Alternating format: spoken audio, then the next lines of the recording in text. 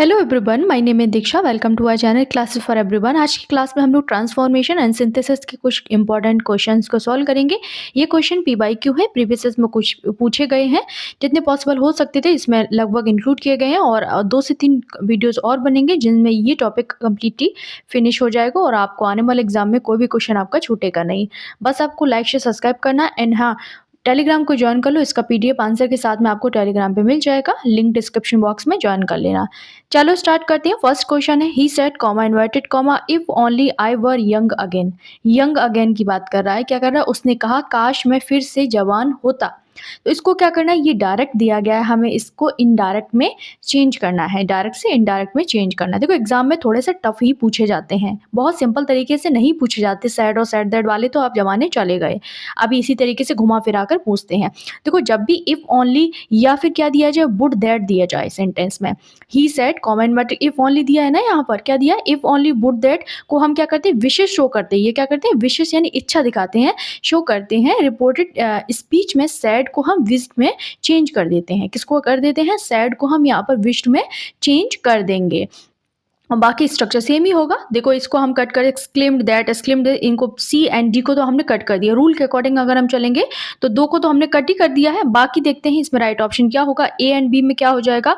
तो यहाँ जो हो जाएगा, he wished to be young again, इसका तो क्या हो गया ना, ही वॉज यंग अगेन, यहाँ पे मीनिंग ही चेंज हो गया है, तो ये भी नहीं होगा। राइट ऑप्शन ए हो जाएगा, he wished he were young again. इसका हिंदी मतलब निकलेगा कि उसने इच्छा की कि वे फिर से जवान हो जाए। एक्सक्लेमेटरी और ऑप्टेटिव सेंस जो इच्छा जाहिर करते हैं, expression a wish starting with if only और would that are changed into indirect speech. जैसा कि इसमें रूल अप्लाई हुआ है, using the reporting verb wished और डिजायर्ड। हम यहाँ पे डिजायर्ड का भी यूज कर सकते हैं, DESIRED। The conditional tense were remains unchange. ये याद रखना, यहाँ पे वर का वर ही रहेगा, इसको हम यहाँ पर चेंज नहीं करेंगे।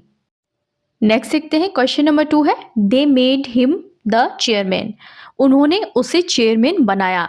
ये जो मेड है ना, ये कॉस्टिव वर्ब है। कॉस्टिव वर्ब क्या होती है, जो यहाँ पर जो कर्ता होता है वो खुद ना काम करके दूसरों से कराता है, ये याद रखना है। और कौन कौन सी कॉस्टिव वर्ब होती है, जिसको भी आता है मुझे कमेंट कर देना। मैं कॉस्टिव वर्ब पे एक पूरा इंडिविजुअल वीडियो आपको दे चुकी हूँ, जो कि अवेलेबल है, आप देख सकते हैं। They made him the chairman, उन्होंने उसे चेयरमैन बनाया।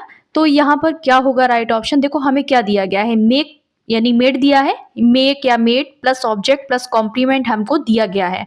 अब हमें जब एक्टिव से इसका पैसिव बनाना है तो जो रूल अप्लाई होगा वो क्या हो जाएगा, यहाँ पर object plus was made plus complement. क्या हो जाएगा, object plus was made plus complement.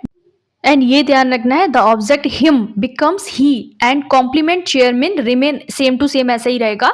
Passive में उसे चेयरमैन बनाया गया होगा, तो ये बात याद रखनी है, उन्होंने उसे चेयरमैन बनाया और उसे बनाया गया होगा। अब आपका देखते हैं, यहाँ पर बाई देम वाला जो है वो थोड़ा सा हो सकता है एग्जाम में आएगा, तो मैं उसको अभी भी समझाती हूँ, देखो किस तरीके से हो सकता है। बाकी देखते हैं, तो यहाँ पर हमें सबसे पहले ऑब्जेक्ट चाहिए जो ही होना चाहिए, वो यहाँ पर चेयरमैन, चेयरमैन ने CD भी कट हो जाएगा। राइट ऑप्शन ए हो जाएगा, ही वॉज मेड चेयरमैन। क्या हो जाएगा, ही वॉज मेड चेयरमैन। यहाँ पर बी में क्या है, बाई देम है, अननेसेसरी है एंड ऑकवर्ड है, फिर भी थोड़ा सा हो सकता है। सी क्या कर रहा है, मीनिंग ही चेंज कर रहा है, chairman was made by him, ये तो गलती हो गया। और डी में ग्रामेटिकली ये इनकरेक्ट स्ट्रक्चर है। तो यहाँ पे हमने सभी को देख लिया है, सभी को एलिमिनेट करके देख लिया है, तो यहाँ जो राइट ऑप्शन निकला वो हमारा ए हो जाएगा। नेक्स्ट देखते हैं, क्वेश्चन नंबर 3 है, very few poets are as imaginative as Keats. तो क्या बताया, जो बहुत कम जो पोएट्स हैं, कवि हैं, वो कीट्स जितने कल्पनाशील होते हैं, इमेजिनेटिव होते हैं। तो ये क्या है, ये पॉजिटिव डिग्रीज हमारी 3 तरह की होती है। पॉजिटिव डिग्री में एक व्यक्ति की बात करते हैं, कंपैरेटिव डिग्री में 2 व्यक्तियों की तुलना होती है एंड सुपरलेटिव डिग्री में 2 से ज्यादा व्यक्तियों की हम जब कंपैरिजन करते हैं तो वहां पर दा और EST का यूज करते हैं। तो यहाँ पर हमें पॉजिटिव से कंपैरेटिव हमें सुपरलेटिव में चेंज करना है। यहाँ से हमें क्या करना है, ये पॉजिटिव है, इसे हमें किस में चेंज करना है, सुपरलेटिव में चेंज करना है। यहाँ पे मेंशन नहीं किया, एग्जाम में आपको मेंशन किया हुआ मिलेगा। तो यहाँ पर वेरी फ्यू प्लस एज का आपको पेयर मिलता है, तो उसे हम वन ऑफ द मोस्ट में चेंज करते हैं। किस में करते हैं, वन ऑफ द मोस्ट में चेंज करते हैं। तो ये याद रखना है आपको। वेरी फ्यू प्लस एज देखे तो सुपरलेटिव में चेंज करने के लिए one of the most change करेंगे। यहाँ पर सी में भी नहीं है, डी में स्ट्रक्चर नहीं है, और बी में देखते हैं, बी में क्या है, Keats is most imaginative poet, तो यहाँ पर भी नहीं हो क्योंकि हमें वन ऑफ द मोस्ट चाहिए। ये फिक्स स्ट्रक्चर है, इनको याद कर लो, एग्जाम में इन्हीं में से कुछ ना कुछ रिपीट होता है। तो ये याद रखना है आपको। क्या करना है हमें, सुपरलेटिव एब्सोल्यूट बन गया, यहाँ पर बी तो होगा ही नहीं, ए हो जाएगा right option. Keats is one of the most imaginative poet हो जाएगा। इसका मतलब है वह कल्पनाशील व्यक्तियों में से एक है, ये याद रखना है। Shows Keats belongs to a very high level, इसका मतलब क्या हो जाएगा, उन कवियों में से सबसे ज्यादा ही इमेजिनेटिव है। नेक्स्ट देखते हैं। नेक्स्ट है हमारे पास क्वेश्चन नंबर 4 है। ये सिंपल सेंटेंस है, इसे हमें कॉम्प्लेक्स में चेंज करना है। किस में करना है, सिंपल को हमें कॉम्प्लेक्स में चेंज करना है। सेंटेंसेस सिंपल कॉम्प्लेक्स कंपाउंड होते हैं, उनको भी हम पढ़ते हैं। वैसे हम एक वीडियो में डिस्कस कर चुके हैं, आपने वो नहीं देखा तो देख लो जाके, क्लियर हो जाएगा आपका पूरा जो भी कंफ्यूजन है। तो देखो, इसको सिंपल है, ये हमें दिया गया है। सेंटेंसेस में सिंपल में क्या होता है, सिंपल कॉम्प्लेक्स कंपाउंड। सिंपल अगर सेंटेंस है तो उसमें हमें क्या दिया है, एक क्लॉज दी जाती है। क्या दी जाती है, एक मेन क्लॉज दी जाती है। वहीं अगर हमारा कॉम्प्लेक्स सेंटेंस है, ये मैं इसलिए बता रही हूँ ताकि आपको पहचान हो, एग्जाम में पहचानने के लिए भी आते हैं कि कौन सा सिंपल सेंटेंस है, इनमें से कौन सा कॉम्प्लेक्स है, कौन सा कंपाउंड है। अगर कॉम्प्लेक्स सेंटेंस आपको दिख रहा है उसमें वन मेन क्लॉज होगी, और क्या हो गया, और वन या फिर उससे ज्यादा ही, एक या दो हो सकती है सबऑर्डिनेट क्लॉज होगी। मेन क्लॉज वो होती है जिसे किसी की जरूरत नहीं होती, सबऑर्डिनेट क्लॉज होती है जो मेन क्लॉज पर निर्भर करती, तभी अपना अर्थ दे सकती है। तीसरा होता है कंपाउंड सेंटेंस, जिसमें दो या दो से ज्यादा मेन क्लॉज आपको देखने को मिलेंगी। क्या मिलेंगी, इसमें सबऑर्डिनेट क्लॉज नहीं होती है, यहाँ पर सिर्फ मेन क्लॉज की बात करती है। हम इसको डिस्कस कर चुके हैं फैन वॉइस से, जहां पर कंजंक्शन आते हैं फैन वॉइस के आते हैं, वो भी हम डिस्कस कर चुके हैं। सिंपल कॉम्प्लेक्स कंपाउंड, अब देखो यहाँ पर सिंपल दिया गया है जिसमें सिर्फ एक मेन क्लॉज है, बाकी क्या है, ऑन सीइंग, तो ये क्या बता रहा है, जेरेंट फ्रेज के काम कर रहा है यहाँ पर। The police he ran away, देखो हमारा जो भी रूल होता है, ऑन प्लस वर्ब में आईएनजी, यहाँ पर अगर जेरेंट का काम कर रहा है तो यहाँ पर वैन प्लस क्लॉज का हम यहाँ पर स्ट्रक्चर बना देंगे। अब देखो हमें कहाँ मिल रहा है, वैन प्लस क्लॉज का स्ट्रक्चर कहाँ मिल रहा है, यहाँ पर ए में ही हमें दिख रहा है। As he saw the police he ran away, ये तो नहीं होगा, एज पॉसिबल है बट वीकर इन मीनिंग है, मीनिंग थोड़ा सही नहीं दे पा रहा है, पॉसिबल तो हो सकता है ये। तो राइट ऑप्शन हमारा ए हो जाएगा, when he saw the police he ran away. C क्यों नहीं होगा, ये पैसिव है और रॉन्ग मीनिंग दे रहा है यहाँ पर, इसलिए सी नहीं होगा यहाँ पर। एज सून एज, यहाँ पर क्या बता रहा है, टू स्ट्रॉन्ग है बट नॉट एग्जैक्ट कन्वर्सेशन, यहाँ पर सही मीनिंग नहीं दे पा रहा है, तो यहाँ पर राइट ऑप्शन ए हो जाएगा। नेक्स्ट देखते हैं क्वेश्चन नंबर 5 है, यूजिंग लिस्ट। लिस्ट का यूज करके हमें क्या करना है, इसका सेंटेंस को फॉर्म करना है। एग्जाम में इसी तरीके से एक वर्ड दे देते हैं कि हाँ उसका फॉर्मेशन करना है आपको या ट्रांसफॉर्म करना है आपको।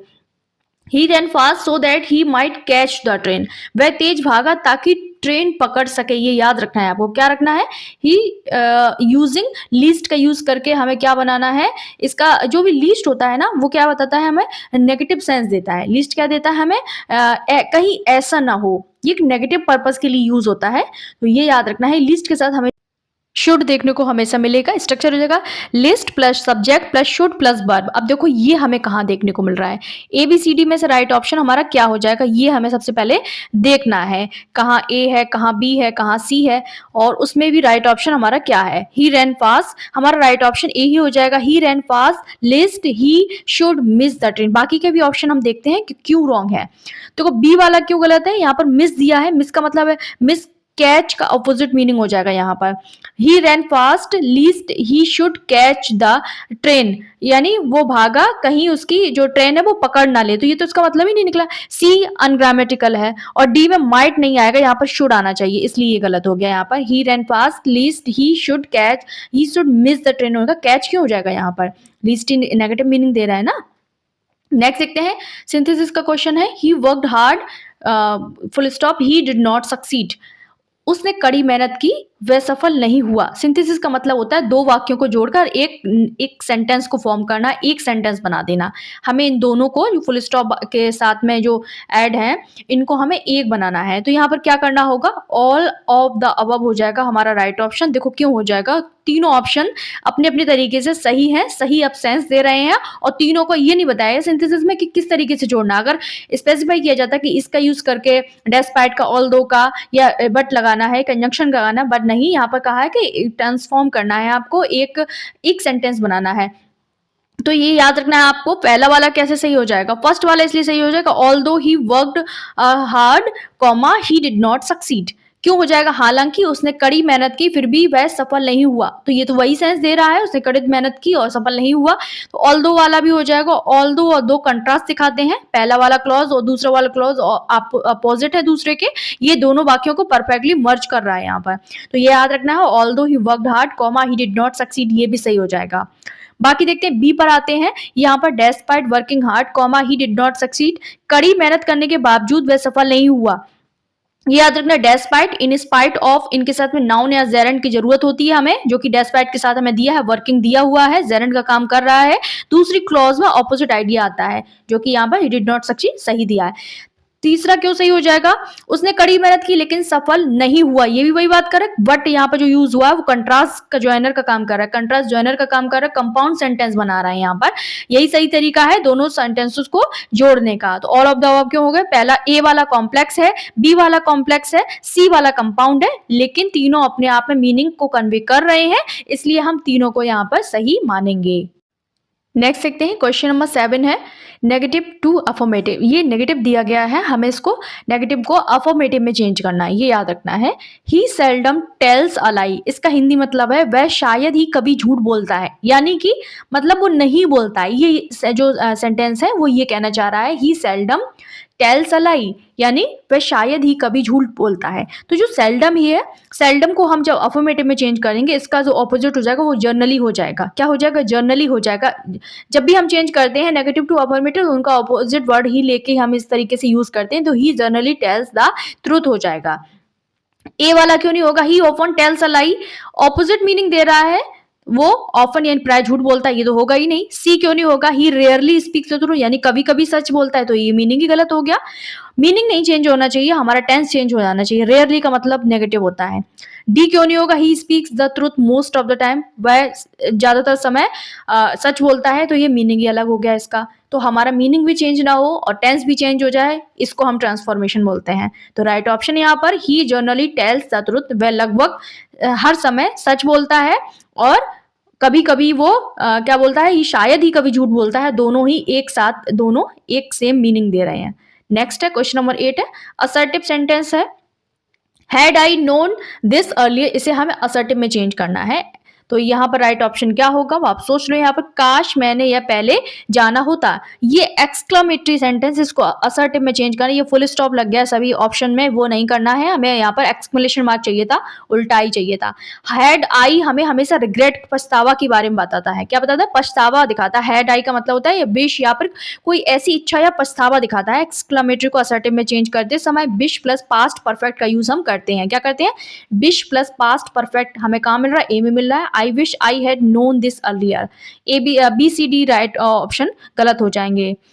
नेक्स्ट देखते हैं क्वेश्चन नंबर 9 है, यूजिंग टू का यूज करके हमें अपना सेंटेंस को ट्रांसफॉर्म करना है। तो यहाँ पर राइट ऑप्शन क्या होगा, आप सोच लो। The boy is so weak that he can not stand, लड़का इतना कमजोर है कि वह खड़ा नहीं हो सकता। तो यहाँ पर जो टू है वो यहाँ पर नेगेटिव मीनिंग दे रहा है, क्या दे रहे हैं, नेगेटिव मीनिंग दे रहा है। सो दैट प्लस नेगेटिव, यहाँ पर टू का यूज हमें करना है। यहाँ पर सो दैट क्या बता रहा है, सो दैट प्लस नेगेटिव दिया है, तो हमें टू किस तरीके से लगाना है, ऑलवेज गिव्स नेगेटिव मीनिंग। ये टू जो है वो क्या देता है, हमें हमेशा नेगेटिव बात बताता है। तो यहाँ पर वह बहुत कमजोर है इसलिए खड़ा नहीं हो सकता है, इसलिए he is excessively weak therefore unable to stand. तो यहाँ पर टू का जो पेयर है वो हमें ए में मिल रहा है, the boy is too weak to stand हो जाएगा राइट ऑप्शन। इसमें सो टू दिया है और इसमें व्हाट दिया है, इसमें टू एंड कैन नॉट जो होगा नहीं। नेक्स्ट देखते हैं क्वेश्चन नंबर 10 है, दे लाफ्ड एट द बेकर, उन्होंने भिखारी पर हंसा। तो यहाँ इसका हमें पैसिव बनाना है, ये एक्टिव है, इसका हमें पैसिव बनाना है, ये याद रखना है। तो यहाँ पर लाफ एट जैसे प्रपोजिशनल वर्ब होते हैं, पैसिव में क्या काम करते हैं, ये एक्टिव है, इसका हमें क्या बनाना, पैसिव में, they laugh at the beggar, उन्होंने भिखारी पर हंसा, कोई भिखारी था देखकर वो हंसे। बहुत इंपॉर्टेंट क्वेश्चन है, ये याद रख लेना, घुमा फिरा के इसी तरीके से क्वेश्चन पूछे जाते हैं।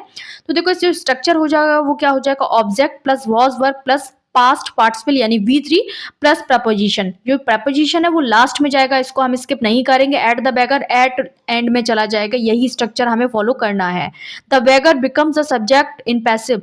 जो बैगर है ना वो पैसिव में अपना सब्जेक्ट बन जाएगा, और पैसिव में भिखारी पर हंसा गया होगा किया गया होगा, इस तरीके से। तो यहाँ जो राइट ऑप्शन हो जाएगा the beggar was laughed eight. तो राइट ऑप्शन यहाँ पर बी तो होगा नहीं, द बैगर वॉज लाफ्ड, तो एट मिसिंग है यहाँ पर। सी भी गलत है, डी भी गलत है, बाकी right option the beggar was laughed at end में चला जाएगा। नेक्स्ट है, इसको कंबाइन करना हमें। He finish the work full stop then he went home. उसने काम खत्म किया फिर घर गया। इसको हमें क्या करना है, इसे हमें कंबाइन करना है, यानी कि हमें एक सेंटेंस बनाना है, सिंथेसाइज करना है इसको। तो यहाँ पर जो देन है, देन को हम आफ्टर में चेंज करते हैं। दूसरे एक्शन से पहले वाला एक्शन होता है, आफ्टर प्लस क्लॉज का काम करता है। तो यहाँ पर बिफोर है, इसको भी कट कर दो। After he had gone home he finish the work, तो ये तो मीनिंग ही गलत हो गया। यहाँ पर क्या कर दिया, यहाँ पर कुछ और ही कर दिया। आफ्टर ही हैड गॉन, ये गलत ऑर्डर हो गया, तो ये भी गलत हो गया। बी वाला कैसे गलत हो जाएगा, ही went home before finishing the work, पहले काम खत्म होने से पहले चला गया, ये भी गलत हो गया। डी भी गलत हो गया, ऑर्डर गलत। Right option after he finish the work, खत्म करने के बाद ही वेंट होम, वह घर गया। तो ये राइट ऑप्शन क्वेश्चन नंबर 11 का ए हो जाएगा। नेक्स्ट देखते हैं, क्वेश्चन नंबर 2 है, he said comma invited comma would that I had wings. तो इसमें राइट ऑप्शन क्या होगा, उसने कहा काश मेरे पंख होते। तो यहाँ पर वुड दैट क्या एक्सप्रेस कर रहा है, वुड दैट अभी हमने देखा था विश्ड, या फिर वुड दैट क्या बताता है, विश बताता है हमें। Always express wish, had I क्या बता रहा था, विश बता रहा था। आई हैड क्या बता रहा था, विश बताता है। तो वुड दैट यहाँ पर विश का काम कर रहा है, तो यहाँ पर always expresses wish, reported speech में सेड को हम विश्ड में चेंज कर देते हैं। तो यहाँ राइट ऑप्शन क्या होगा, आप सोच लो। She is wishing for wings, यहाँ पर वो इच्छा कर रही है कि मेरे पंख होते, वह इच्छा कर रही थी कि उसके पंख होते। तो राइट ऑप्शन यहाँ पर ए हो जाएगा हमारा। बी होगा नहीं, बी क्यों नहीं होगा, वांटेड सिंपल डिजायर है, नॉट डीप विश की बात कर रहा है। सी भी नहीं होगा, राइट ऑप्शन हमारा हो जाएगा she wish that she had wings, that से हम इसको जोड़ देंगे। नेक्स्ट देखते हैं, क्वेश्चन नंबर 12 है, gold is heavier than most metals. तो इसमें राइट ऑप्शन क्या होगा, आप सोच लो। यहाँ पर ए बी सी डी में से राइट ऑप्शन क्या होगा, सोना जो ज्यादातर धातु होती है उन पर भारी होता है। क्या होता है, भारी होता है, हैवियर होता है। तो इसको हमें चेंज करना है, ये हमें कंपैरेटिव दिया गया है, इसको हमें चेंज करना है कंपैरेटिव से। किस में चेंज करना है, हमें इसका बनाना है, सुपरलेटिव बनाना है। कंपैरेटिव, अभी हमने डिग्रीज के बारे में पढ़ा था, पॉजिटिव, कंपैरेटिव, सुपरलेटिव। हमें क्या बनाना है, कंपैरेटिव टू सुपरलेटिव, इसको चेंज करना है। Gold is heavier than most metal, सोना ज्यादातर धातुओं पर भारी होता है। तो gold is one of the heaviest metal हो जाएगा। कंपैरेटिव में हैवियर देन मोस्ट अगर दिया गया है तो उसको जब चेंज करेंगे तो वन ऑफ द हैवीएस्ट हो जाएगा। तो सी डी कट हो जाएंगे, डी बी कट हो जाएगा। राइट ऑप्शन हमारा क्वेश्चन नंबर 13 का ए हो जाएगा।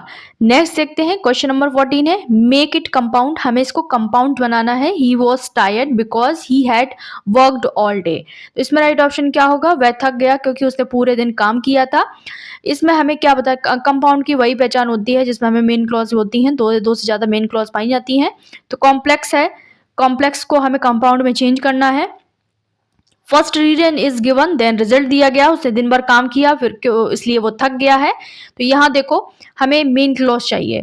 तो अब देखो, एंड फैन वॉइस को हम पढ़ चुके हैं। यहाँ पर he was tired and he had worked all day, तो ये मतलब ही नहीं दे पा रहा है। ठीक है, यहाँ पर एंड काम नहीं करेगा, यहाँ पर लॉजिक मिसमैच हो रहा है। बट यहाँ पर काम नहीं करेगा, ये कंट्रास्ट दिखा रहा है। कंट्रास्ट नहीं चाहिए हमें, लॉजिक के साथ में हमें आंसर चाहिए। बिकॉज यहाँ पर खुद क्या बता रहा है, बिकॉज यहाँ पर कॉम्प्लेक्स एंड स्ट्रक्चर दे रहा है, नॉट कंपाउंड। तो राइट ऑप्शन सो वाला हो जाएगा। He had worked all day so he was tired, उसने पूरे दिन काम किया इसलिए वो थक गया। फैन वॉइस को हमने पढ़ा था, ये कंपाउंड के क्या होते हैं, जोड़ने का काम करते हैं। कंपाउंड सेंटेंसेस को एस से सो बनता है।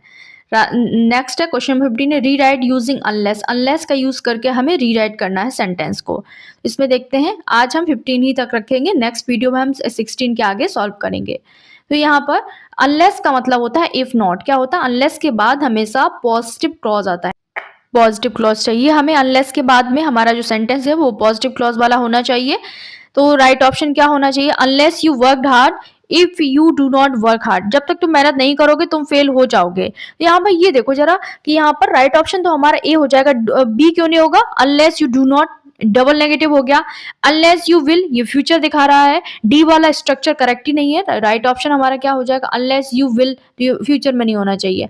You fail unless you work hard, ये स्ट्रक्चर गलत हो गया है, तो ये भी नहीं होगा। Right option unless you work hard you will fail. Question number 15 का आंसर जो है वो ए हो जाएगा, unless you work hard comma you will fail. Right option ए हो जाएगा। एंड आज की ये क्वेश्चंस आपको कैसे लगे, लाइक शेयर सब्सक्राइब करना। एंड ये आपका क्वेश्चन ऑफ द डे है, आपका होमवर्क है। आप लोग मुझे इसका आंसर कमेंट बॉक्स में आंसर करेंगे। मिलते हैं अगली वीडियो में, तब तक के लिए बाय बाय।